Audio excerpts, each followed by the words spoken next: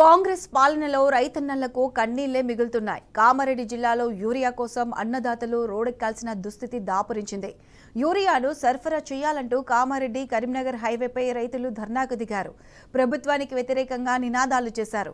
మాచారెడ్డి, రామారెడ్డి మండల కేంద్రంలోని సహకార సంఘాల వద్ద బైఠాయించి నిరసన వ్యక్తం చేశారు.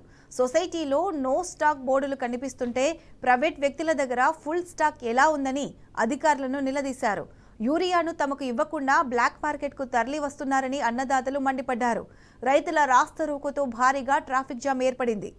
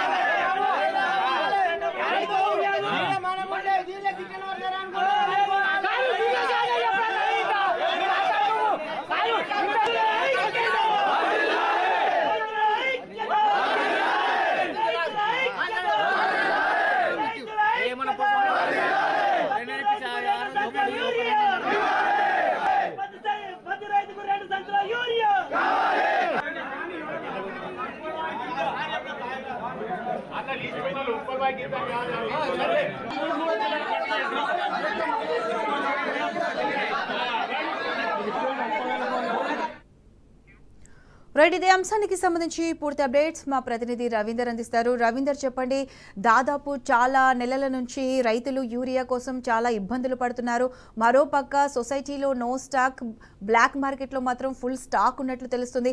అంటే ఈ యూరియా వెనకాల ఏదైనా స్కామ్ ఉన్నట్లు ఏమైనా జరుగుతుందా? మళ్ళీ రైతుల పరిస్థితిని ఎవరు అర్థం చేసుకుంటారు? పూర్తి అప్డేట్స్ ఏంటి?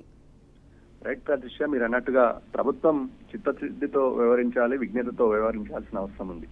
సమస్య నానాటి దాదాపుగా 40 రోజులు గడుస్తుంది. 40 రోజుల నుంచి ఇదే సమస్యలో ఎలాంటి మార్పు లేదు. ప్రతి చోట కామారెడ్డి జిల్లా వ్యాప్తంగా ఎక్కడొక చోట యూరియా సమస్య తీవ్రంగా ఉంది. దీన్ని రెక్టిఫై చేసుకోవాల్సిన అధికార యంత్రాంగంతో పాటు దీన్ని ఫాలోఅప్ చేయాల్సిన ప్రభుత్వం కూడా ఇవాళ రైతుల పట్ల అనేక పార్లు కపట ప్రేమను చూపిస్తూ ఇవాళ రైతులను నడి రోడ్డున నిలబెట్టి తమాషా చూస్తున్నట్టుగా స్పష్టంగా కనబడుతుంది. అనేక చోట్లల్లా అదే పరిస్థితి కనబడుతుంది. ప్రతిరోజు రైతులు యూరియా కోసం రావడం, అధికారులు అక్కడ ఉన్నటువంటి ప్రాథమిక వ్యవసాయ సహకార సంబంధించినటువంటి ఎవరైతే అధికారులు ఉన్నారో నో స్టాక్ బోర్డు పెట్టడం, అందులో చాలని యూరియా పెట్టి 30 బస్తాలు 40 బస్తాలు మాత్రమే నిల్వ ఉంచినట్టుగా వీళ్ళు రికార్డు చేసి వందలాది మంది రైతులను రోడ్డు మీద నిలబెడుతున్నారు. ముందే హెచ్చరించాల్సిన అవసరం ఉంటుంది. యూరియా సరిపడినంత లేదు, మీరు రాకండి, లేదా అవసరం ఉందంటే పలానా రోజు వస్తుంది అనే విషయాన్ని క్లియర్ గా రైతులకు చెప్పాల్సిన అవసరం ఉంటుంది. యూరియా ఉంది అని విలేజ్ గ్రూపులలో పెడుతున్నారు, రైతులు బారులు కడుతున్నారు.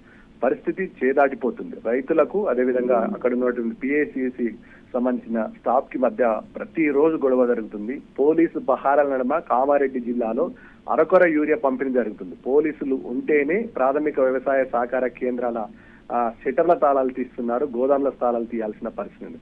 ఇటు పోలీసులకు అదేవిధంగా ప్రాథమిక వ్యవసాయ సహకార సంఘం సిబ్బందికి రైతులకు ప్రతినిత్యం ఎక్కడో ఒక్కొక్క చోట ఇదే పరిస్థితి కనబడుతుంది. తాజాగా రామారెడ్డి మండలం సొసైటీలో చాలని యూరియా దాదాపుగా 3 రోజుల నుంచి ఇక్కడ యూరియా వస్తుందని చెప్పినారు. కేవలం 440 బస్తాలను యూరియా ఇందాకనే వచ్చినట్టుగా మనకు సమాచారం. ఈ నేపథ్యంలో ఆ 400 బస్తాలు దాదాపుగా 3 ఆమ్లెట్ విలేజ్, ఒక బిగ్ విలేజ్, దాదాపుగా 4 విలేజ్లకు సంబంధించిన రైతులు, అంటే 10,000 మందికి సరిపడాల్సిన యూరియా 10,000 మంది కావాల్సినటువంటి యూరియా కేవలం 440 బస్తాలు మాత్రమే అందుబాటులో ఉన్నాయని చెప్పడం జరిగింది.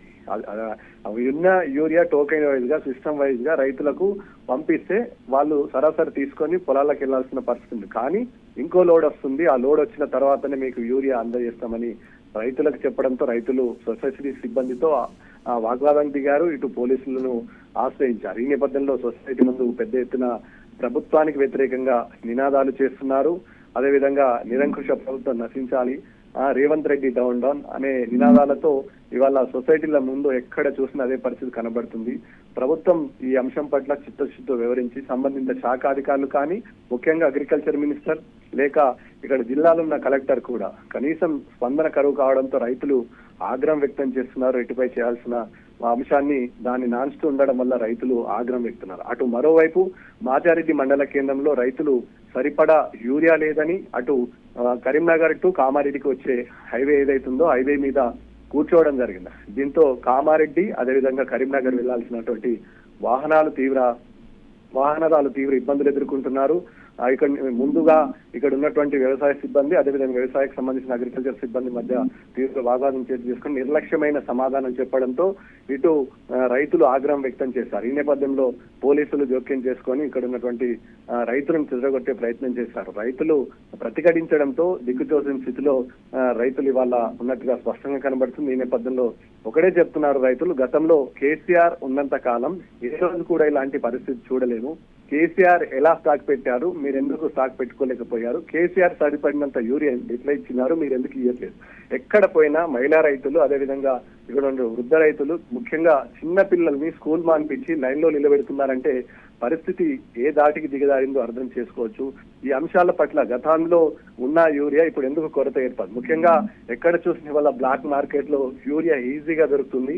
పదుల సంఖ్యలో యూరియాను రైతులు 200-300 రూపాయలు అధికంగా చెల్లించి తీసుకొస్తున్నారు. కానీ ప్రాథమిక వ్యవసాయ సహకార కేంద్రాల వద్ద యూరియా కొరత ఏర్పడంతో రైతులు ఆగ్రహం వ్యక్తం చేస్తున్నారు ప్రభుత్వం పైన. Right Ravinder, thanks for the updates.